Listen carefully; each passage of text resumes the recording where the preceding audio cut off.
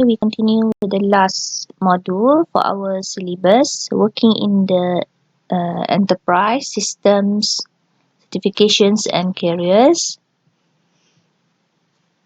Okay, so we are going to talk about the technology industry. Nearly every job requires you to interact with technology, to complete projects, to exchange information with co-workers and meet customers' needs. So kalau kita tengok hari ni, kebanyakan dan hampir keseluruhan pekerjaan akan berkait rapat dengan teknologi.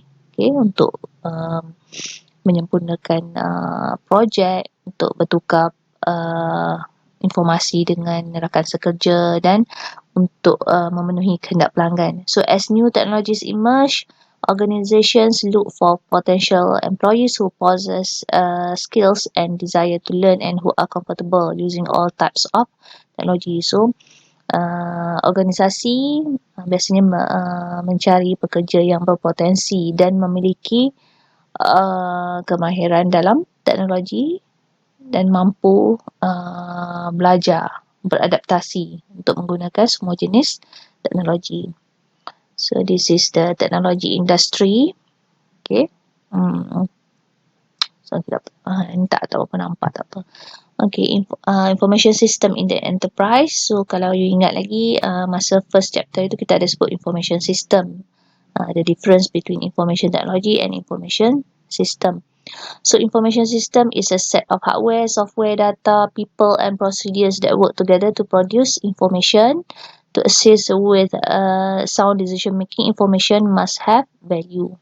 So kita dah definition yang masa first chapter dulu, kita dah tengok apa itu beza information technology dan information system. So information system ni merangkumi kesemua perisian, perkakasan, data, orang itu sendiri yang menggunakan dan prosedur yang digunakan, okay, untuk menghasilkan informasi. Jadi informasi yang berguna sangat penting untuk kita membuat keputusan, terutamanya dalam satu-satu organisasi.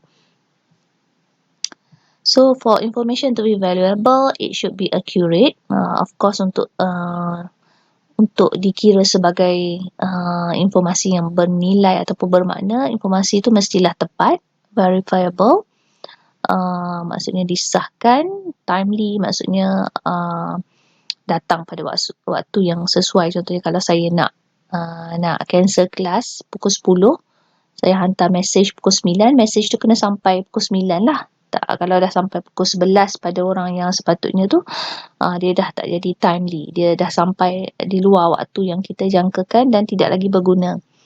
Dan organize, tersusun, maklumat tu mestilah tersusun. Kalau maklumat tu berterabur, we cannot consider it as valuable. Accessible, kalau ada maklumat tapi tidak boleh diakses, tidak boleh dicapai oleh orang yang sepatutnya pun, maklumat tu tidak berguna. Contohnya kita nak satu data, nak statistik tentang rakyat Malaysia ke untuk kegunaan kajian kita, tapi maklumat tu kita tak boleh nak perolehi daripada pihak tertentu. So dia tak jadi maklumat yang berguna.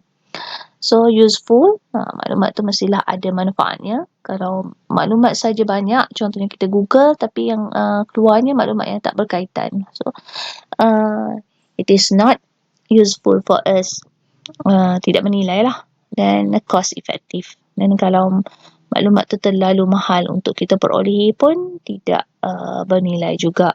Okay. Then a typical enterprise consists of a wide variety of departments, centers and division. So biasanya company ataupun satu organisasi tu dia banyak department. Okay, ada banyak bahagian. Okay, kalau kita di universiti kita ada HEP, HEA, macam-macam lah.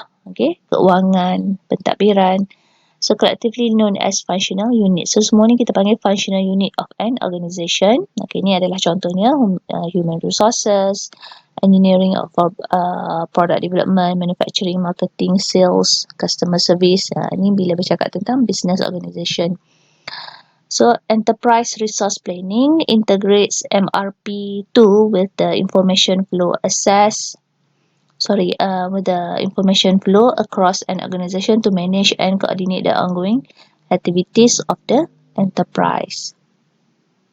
So MRP is actually material requirements planning, okay, which is a computer-based inventory management system designed to improve productivity for business. Okay, ni maksudnya dia cara satu-satu company tu manage jumlah bahan mentah yang perlu digunakan, okay, dalam dia punya business, dan dia integrate dengan enterprise resource planning. Okay. Okay, sebagaimana kita tahu, cara ataupun pengurusan bahan mentah tu sangat penting dalam satu business organisation, dan dia akan gabungkan ERP dengan MRP tadi, Management of Resource tadi, MRP tadi, Material Requirements Planning tadi, dia akan gabungkan dengan Information Flow across organisation. Okay, untuk mengawal semua aktiviti yang berjalan. So ni termasuklah product planning, manufacturing and distribution, okay, accounting and finance, sales, human resources, customer support. Okay. Okay, so ni semua adalah aktiviti dalam satu organisation. Macam mana dia orang merangka ataupun plan satu-satu produk, okay, pembuatan, accounting dan keuangan, cara dia orang buat sales, okay, pemasaran, human resource dan customer support. Okay. So ni adalah yang tadi. Information system in the enterprise, ERP encompasses all of the major activities throughout an enterprise. Okay, ini adalah aktiviti-aktiviti, major activities dalam satu enterprise. Okay, dan tadi kita sebut marketing, ada HR, ada customer support, ada accounting, finance, sales, dan dia melibatkan planning and logistik. Okay, macam mana mereka merangka ataupun plan satu-satu produk, okay, logistik, purchasing material, okay, material tadi yang saya sebut MRP tadi, material requirement P tadi, dan payment, inventory diorang, production, okay, dan macam mana diorang distribute produk kepada pelanggan, dan billings and collection sebagainya lah. Okay. Ni adalah information system in the enterprise, merangkumi juga DMS. What is DMS? Document Management System. Bila kita bercakap tentang informasi, mestilah ada documentation. So, dia melibatkan document management system, allows for storage and management of a company's documents, support access control, security, version tracking and search. And then CMS, content management system, enables and manage the publishing, modification, organization and access of various forms of document and other files. Provide security controls, okay, macam mana konten yang ada tu disebarkan, macam mana kita nak kawal dari segi ciri keselamatan dia. Okay, content added through a graphical user interface or web page, melibatkan apa konten yang akan dimasukkan dalam web page satu-satu company tu. Next. Okay, then we come again to TPS. TPS yang kita belajar awal-awal SEM dulu, Transaction Processing System is an information system that captures and processes data from day-to-day business activities. So, TPS ni macam yang kita sebut awal-awal dulu, dia melibatkan capturing and processing data of day-to-day business activities, melibatkan data harian dalam satu-satu business. Okay, dan meliputi ini merangkumi OLTP, Online Transaction Processing. Okay, kalau kita consider online apps, apa sahaja transaksi online yang berlaku akan dimasukkan, akan direkodkan. Jadi ini dikira sebagai TPS. Okay. Contoh kalau satu web untuk reserve hotel ke contohnya, reservation, bila satu reservation dibuat, dia akan pergi ke OLTP, reservation system. Okay, dan juga processing of the batch processing. Okay, with batch processing, all reservation would be processed together at the end of the day. Maksudnya bukanlah kata mungkin at the end of the day tu setiap hari dia akan proses semua tempahan pada hari tersebut. Okay, biasanya kalau kita biasa day dengan counter, at the end of the day dia akan buat calculation ke kutipan hari tu. Jadi samalah juga dengan information system. Okay, at the end of the day biasanya ada batch processing. Okay. And then we have MIS pun kita dah pernah sebut awal-awal SEM itu. Management Information System is an information system that generates accurate, timely and organized information so that managers and other users can make decisions, solve problems, supervise activities and track progress. So daripada TPS tadi, dia menghasilkan MIS. MIS ni lebih tersusun yang membolehkan pengurus dan orang yang berkenaan membuat keputusan dengan lebih baik, menyelesaikan masalah, okay, ataupun supervise aktiviti-aktiviti yang berlaku. Okay.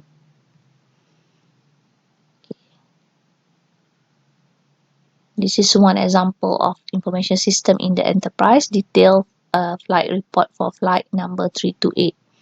Okay, ini salah satu contoh bila melibatkan online report penerbangan, data tentang penerbangan. Okay, ada nama passenger, gender, birth date dia, seat dia, then okay.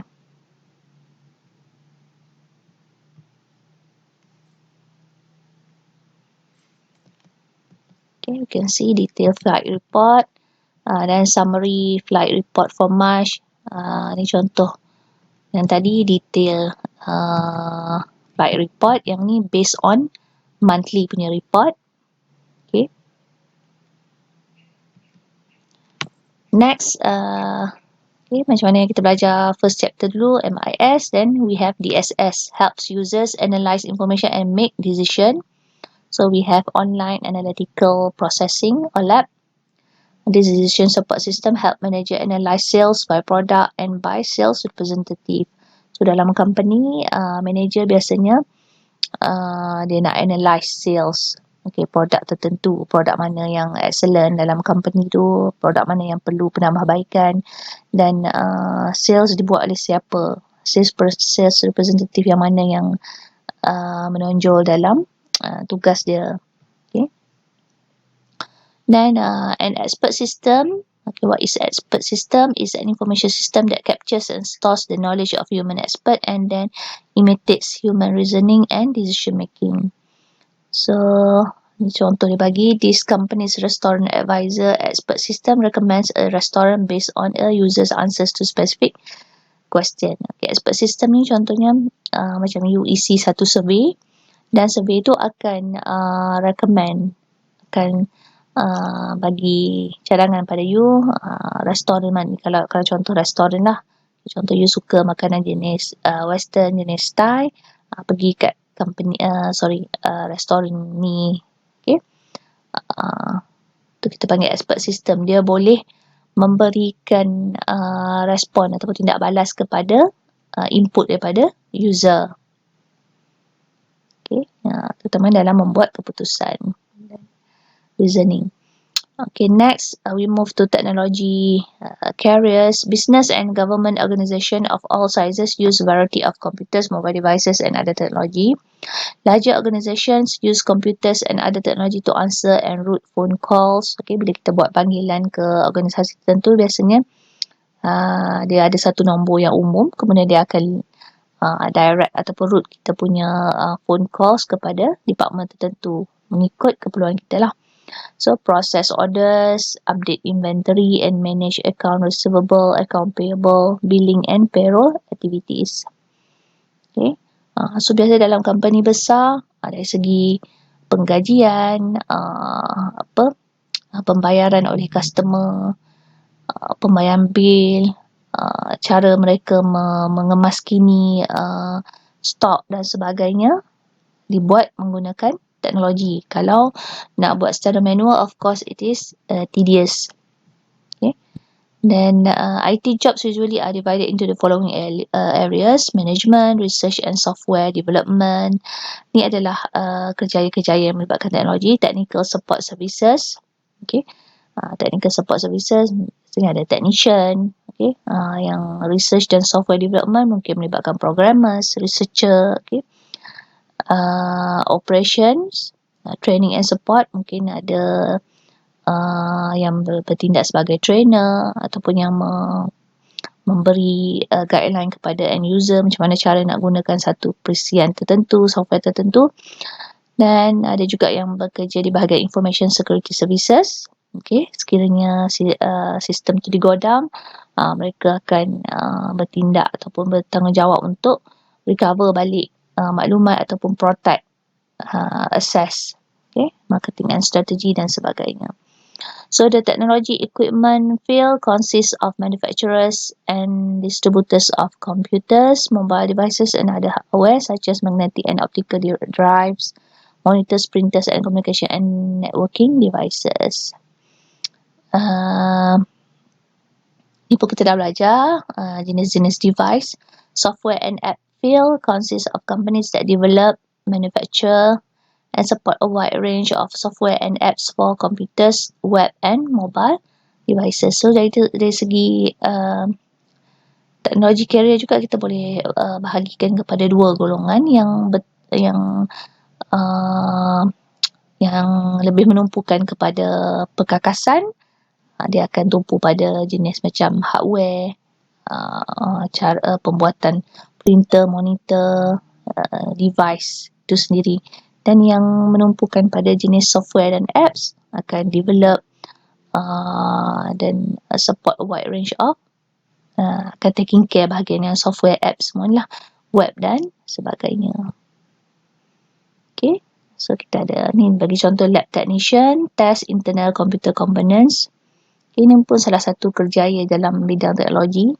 Okay, setiap komponen sebelum kita beli satu perkakasan tu, sebelum dia release untuk pasaran, dia akan ada QC, quality check by the technician. So the technology service and repair field provides preventive maintenance, component installation and repair services to customers. So kalau kita pergi kedai komputer, kalau ada sebarang masalah, itu melibatkan maintenance. Okay, kita nak install software, nak baiki apa semua, kita melibatkan technician. Okay, next.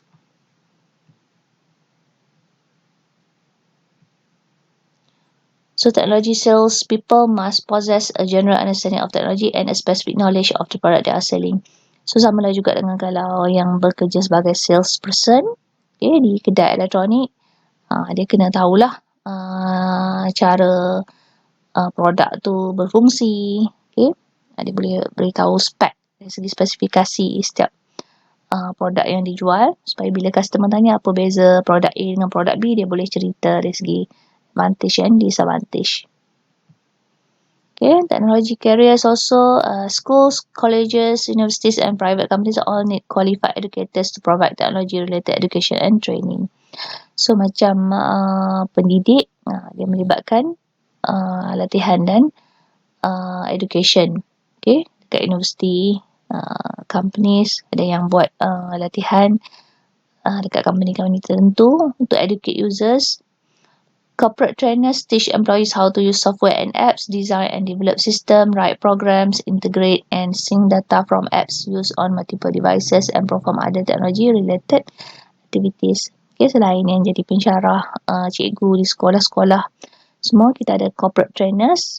Okay, contoh kalau orang yang bekerja di bahagian system development, software dan apps, mereka akan ada trainer yang akan turun padang untuk bagi penerangan kepada end user cara nak guna apps yang mereka dah develop.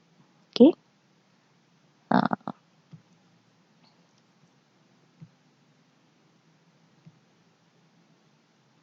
Okay. This is how corporate trainer shows employees how to use new software.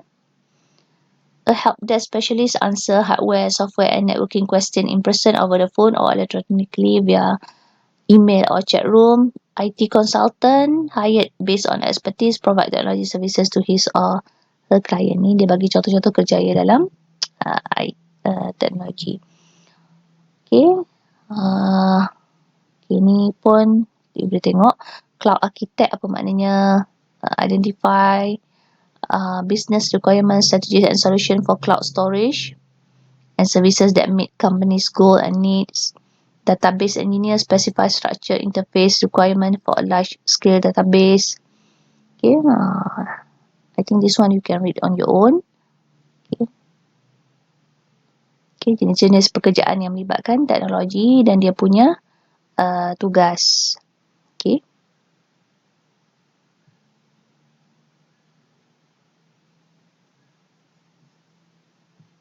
Okay, cuma saya nak highlight sikit lah. SEO ni satu bidang yang baru juga, Search Engine Optimization.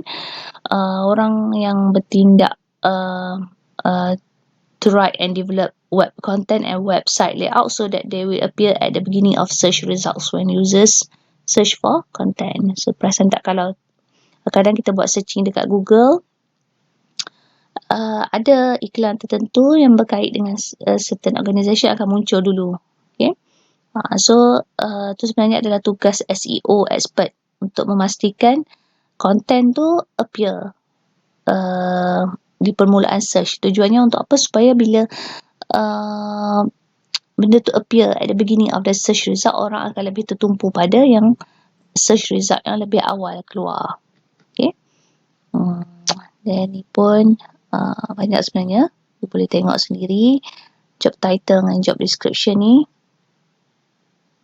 Okay. Network admin berkait dengan network, configure router dan firewalls. Okay. Yang berkait dengan security. Okay. Computer security incident responder. Jika berlaku ancaman cyber, orang nilai akan bertanggungjawab untuk bertindak balas. Okay.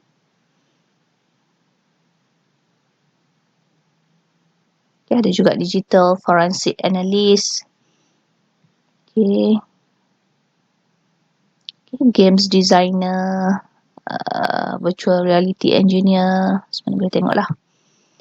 Okay, next is technology certifications. A certification demonstrate your knowledge in a specific area to employers or potential employers. Obtaining a certification requires time and money. So, ada sesetengah orang dia akan cuba mendapatkan CJ dalam teknologi. Okay, kalau macam yang bahagian bidang networking, kita ada CCNA, tu sebagai contoh lah. Okay, dan biasanya untuk dapat CJ tu, kita kena pergi kursus dan kita perlu luangkan masa dan juga wang untuk dapatkan certification. Tapi certification tu maksudnya untuk membuktikan your knowledge. Okay, knowledge kita approved by certain organisation. Okay, application software certification, kita ada corporate trainers, help desk specialists, office managers or workers, technology sales representative, technology teachers. Okay, untuk data analyst, kita ada data scientist, database admin, database analyst, digital forensic examiners, ni yang berkait dengan data. Kalau yang ni hardware certification, kalau yang nak lebih berminat kepada bidang-bidang technical, kita ada cable installation technician. Okay, satu CJ khusus untuk install kabel, computer repair, corporate trainers, help desk, IT consultant, system engineers and admin. Okay, ni yang berkait dengan networking. IT consultant ni kebanyakan dia kena tahu semualah network, hardware. Okay, operating system certification, still melibatkan IT consultant, system admin, network admin, help desk, hardware. Okay, kalau yang melibatkan programmer, developer, certification, di bawah tu ada game developers, IT consultant juga mesti terlibat, mobile application developers, project leaders, manager, system analyst, web developers, ni yang melibatkan software lah kebanyakannya. Kalau yang melibatkan security, information system, information security officers and managers, law enforcement, Network admin biasanya memang terlibat dengan security sebab biasanya ancaman cyber akan masuk melalui network. Okay, wireless network admin, network security specialist, security administrator. Okay, job searching and career planning. Many job opportunities may exist in your industry, so it is important to narrow down the available jobs to ones for which you are qualified and in which you are interested. So dalam pencarian kerja nanti bila you dah grad, you kena narrow down lah sebab banyak sangat. Kalau you tengok tadi ada banyak sangat bahagian, so you kena sesuaikan dengan you punya qualification dan juga minat you. Contohnya kalau you minat dalam nak berurusan dengan perkakasan, boleh ambil yang bahagian technician, repair, maintenance semua tu. Kalau you berminat untuk perisian, boleh pergi kepada yang jenis hardware, web developer, gamers dan sebagainya. Itu kalau yang nak bahagian security, boleh proceed dengan security. Bahagian database, boleh proceed dengan database. Tools at your disposal include a career service department at your school, career planning websites and online social networks. Whether you are seeking a new job or currently are employed, you may find a career planning website useful. Okay, dia cerita tentang pencarian ataupun kerjaya.